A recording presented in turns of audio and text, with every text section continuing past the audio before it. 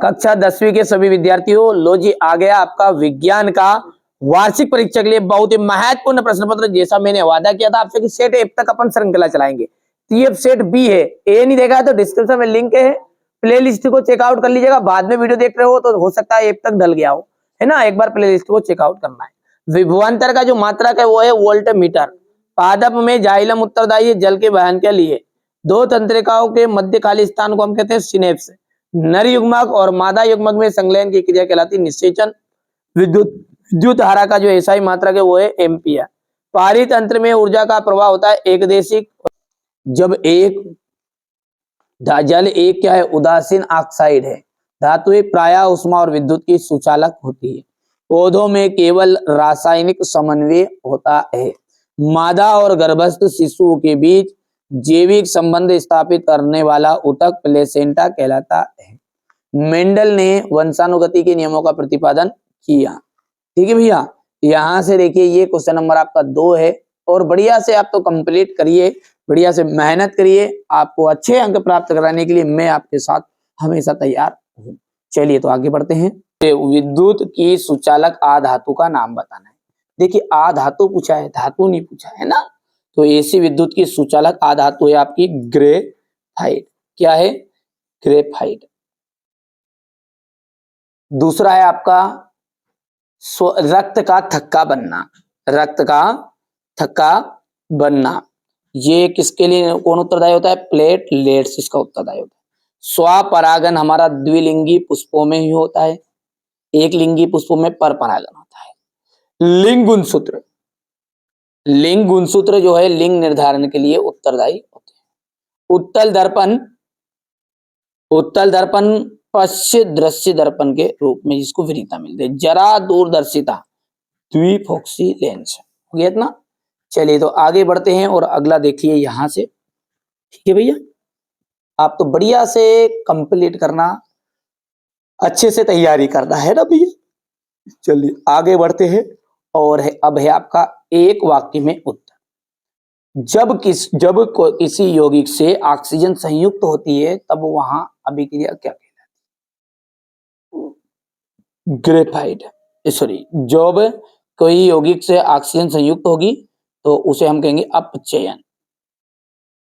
और उपचयन कैसे कहेंगे? जब ऑक्सीजन का ह्रास, ऑक्सीजन का ह्रास जब होगा ना तो वो उपचयन कहलाएगी। पारे की मिश्र धातु क्या कहलाती है? पारे की मिश्र धातु कहलाएगी अमलगम। ठीक है भैया। तो मनुष्य में आयोडीन की कमी से होने वाला रोग घेंगा। पराग कोश से पराग कणों का वर्तिकाग्र तक पहुंचने की जो घटना है उसे हम परागन कहते हैं। परागन। ठीक है। लेंस की क्षमता के लिए सूत्र तथा मात्रक भी लिखिए। लेंस की जो क्षमता का फॉर्मूला है वो है P = 1/f मीटर में। अंतरिक्ष यात्रियों को आकाश कैसा दिखाई देता है? उन्हें काला दिखाई देता मेरा भाई। हो गया। चलिए अब क्वेश्चन नंबर ये 4 है, इंग्लिश मीडियम वाले बच्चों का है। ये देखिए यहां से हो गया, स्क्रीनशॉट ले लो तुरंत। ठीक है भैया। अब है सत्य असत्य।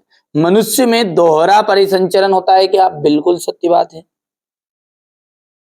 दूरदृष्टि दोष को दूर करने के लिए उत्तल लेंस का उपयोग करते हैं। सत्य है।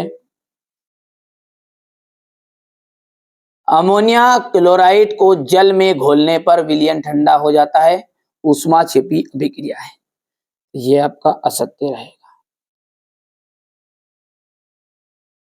ठीक है।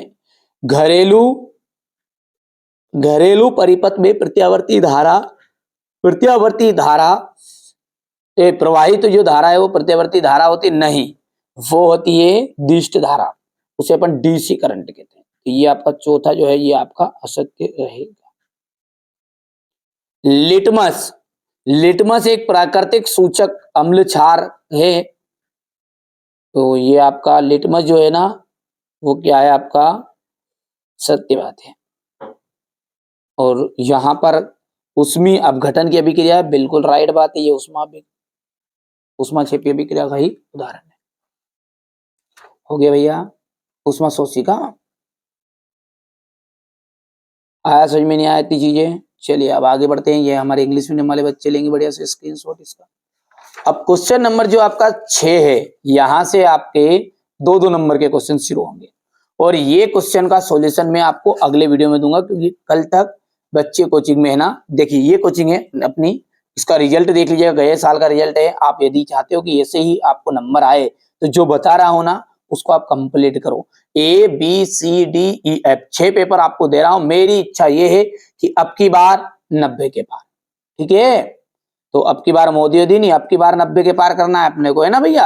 अपन क्योंकि 10th में है, अपने को 10th से मतलब है।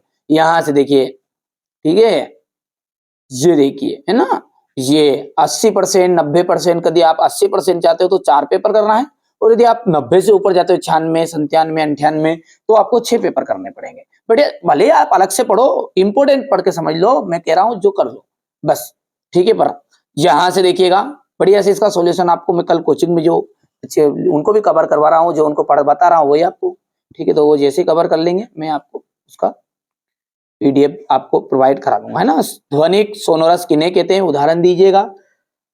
आयनिक यौगिकों के गलनांक उच्च क्यों होते हैं? निम्नलिखित की संरचनाएं चित्रित कीजिए। एथेनोइक अम्ल, ब्रोमोपेंटेन। हाइड्रोकार्बन क्या है, उदाहरण देकर समझाइए। पाचक एंजाइमों के कार्य लिखना है। हमारे शरीर में वसा का पाचन कैसे होता है और यहाँ प्रक्रम कहाँ होता है। चलिए आगे बढ़ते हैं और क्वेश्चन नंबर 10 को देखते हैं। आलैंगिक जनन किसे कहते हैं? कुछ पौधों को उगाने के लिए कायिक प्रवर्धन का उपयोग किया जाता है, क्यों? आनुवांशिक विभिन्नता किसे कहते हैं? मेंडल का पृथक्करण का नियम आपको बताना है, ठीक है। 2 मीटर फोकस दूरी वाले अवतल लेंस की क्षमता ज्ञात कीजिए। हीरे का अपवर्तनांक 2.42 है। इस कथन से का क्या अभिप्राय है? अवतल दर्पण की मुख्य फोकस की परिभाषा आपको बतानी है।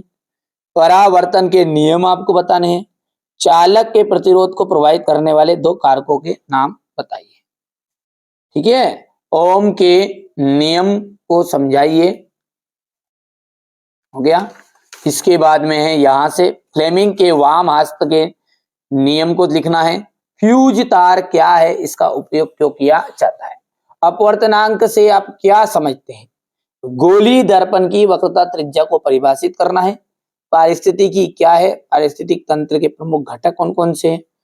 आहार जाल या आहार श्रृंखला में अंतर बताइए। रासायनिक समीकरण से आप क्या समझते हैं? किसी संतुलित रासायनिक समीकरण का उदाहरण दीजिए। वियोजन अभिक्रिया को संयोजन अभिक्रिया के विपरीत क्यों कहा जाता है? समीकरण देना है। प्रत्यावर्ती चाप का आपको नामांकित चित्र बनाना है, ठीक है। चलिए और आगे बढ़ते हैं। तो अगला जो है ये है आपका 3 पादप हार्मोन्स के नाम और कार्य। ये सारे क्वेश्चन का सॉल्यूशन मैं आपको